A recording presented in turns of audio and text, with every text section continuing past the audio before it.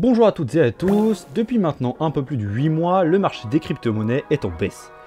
Alors que faire en attendant le retour du tant attendu bull market? Identifions les potentielles prochaines opportunités de croissance de l'écosystème qui auront peut-être la puissance de relancer le marché. Une chose est sûre, nullement besoin de se précipiter à racheter. Même si le marché a repris des couleurs depuis plusieurs semaines, le contexte macroéconomique ne rassure pas les investisseurs. Le conflit russo-ukrainien en Europe, l'inflation record dans le monde, malgré que les pays prennent des mesures afin de conserver une économie croissante, les événements font que les investisseurs restent prudents. Ce qui soutient la crypto et continue à la faire vivre, c'est de build des trucs cool et utiles. Mais peu importe notre enthousiasme pour les crypto-monnaies, ce sont bel et bien les retails entrant dans l'écosystème qui déterminent les prix. Ils suivent les fondamentaux, mais toujours avec un peu de décalage. Les cycles 2013-2017 et 2018-2021 ont tous les deux été marqués par des innovations financières et des opportunités qui ont attiré une vague de nouveaux entrants et signé le début d'un bull market. En effet, dans le cycle 2013-2017, il y a eu pas mal de croissance sous-jacente, les transactions sur BTC sont passées d'inférieur à 20 000 par jour à plus de 300 000 par jour, les infrastructures pour entrer dans les crypto-monnaies se sont améliorées, pour ne citer que Binance qui a été lancé le 14 juillet 2017, mais ce qui aura marqué ce cycle, c'est la naissance d'Ethereum le 30 juillet 2015, et plus particulièrement des ICO, Initial Coin Offering, une levée de fonds en crypto-monnaie. Ethereum aura levé plus de 18 millions de dollars en crypto pour mettre en place son projet. Depuis, des centaines de nouveaux projets ont utilisé ce moyen afin de récolter des fonds pour se développer.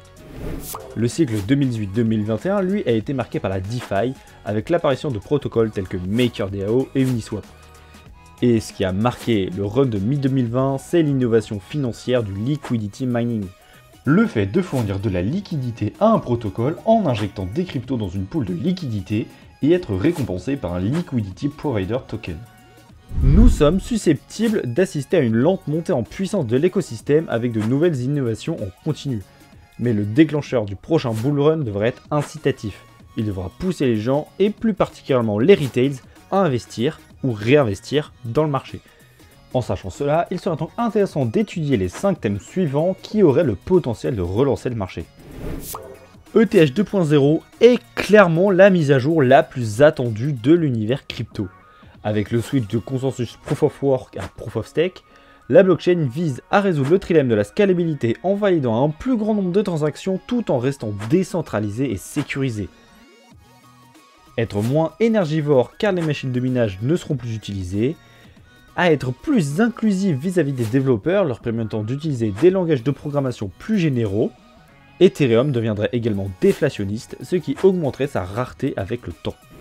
Le marché de la DeFi était dans un marché baissier continu versus ETH depuis sa percée initiale, probablement dû à cette difficulté d'accès pour les débutants. Cependant, 3 choses positives sont vraies. La DeFi est toujours le plus grand cas d'utilisation de la crypto-monnaie, la croissance de l'écosystème se reflète dans la TVL de la DeFi, et si la DeFi est inutile en tant que catégorie, il est difficile de savoir à quoi serviront les blockchains. Certaines apps sont au cœur de la croissance de la DeFi et d'Ethereum, il serait difficile de s'imaginer le développement de cet écosystème sans elles. Par exemple, si Lido, qui s'impose peu à peu comme le leader du stacking, et AAVE, le plus ancien protocole de prêt en crypto-monnaie décentralisé, venait à échouer, quelque chose aurait tellement mal tourné que plus aucun investissement dans la DeFi ne serait rentable. Jouer à des jeux en gagnant de l'argent, c'est un peu le fantasme de notre génération. Les play to earn sont de plus en plus populaires dans l'univers crypto, pour citer Axie Infinity, Illuvium ou encore Sandbox. Un jeu crypto solide avec une tokenomics favorisant la croissance semble être un chemin probable pour entrer dans un nouveau marché haussier. Attirer 100 millions de personnes dans la crypto par les jeux serait peut-être le meilleur moyen en sachant que le nombre de joueurs dans le monde entier est estimé à 2,7 milliards. Ça en vaut sûrement la peine de surveiller le côté GameFi des crypto-monnaies. Du côté des NFT, LooksRare a peut-être quelque chose à jouer aussi.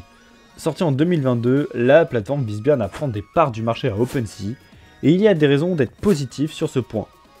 En effet, LooksRare est actuellement la seule marketplace NFT à disposer d'un token, le Looks. Cette particularité pourrait bien faire pencher la balance et faire converger les utilisateurs vers LooksRare. Encore faut-il que le marché des NFT se porte bien. Sans échange d'NFT, le prix du Looks ne bougera pas et ne sera pas intéressant pour les investisseurs. Mais si le marché reprend du poil de la bête, il y aura fort à parier que les NFT auront une grande place du marché, de par la réelle utilité que les NFT commencent à prendre, leur utilité dans la GameFi ou simplement attirera de nouveaux collectionneurs d'art. Tout ceci facilitant l'activité et créant du volume d'échange sur les plateformes. Les 4 catégories citées précédemment sont celles qui ont le plus de potentiel.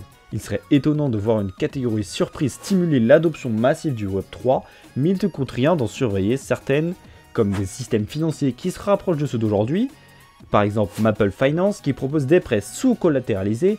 Les crédits sont accordés à l'emprunteur en fonction de son score de crédit. Une infrastructure Web3 gagnante, comme Livepierre, une plateforme de diffusion de vidéos décentralisée, et bien évidemment rester à l'affût de la L2 dominante. Il est impossible de déterminer quand ni comment le bear market prendra fin. Ce que nous pouvons faire en attendant, c'est de prendre notre mal en patience, ne pas se précipiter et de continuer de se former et de s'informer sur ce qui se développe dans l'écosystème. Les 5 points cités dans la vidéo sont des pistes très intéressantes pour vos recherches, on vous encourage grandement à les approfondir le plus possible. J'espère que la vidéo vous aura plu, n'hésitez pas à poser vos questions en commentaire. Sur ce, moi je vous dis à bientôt pour une prochaine vidéo sur École Crypto.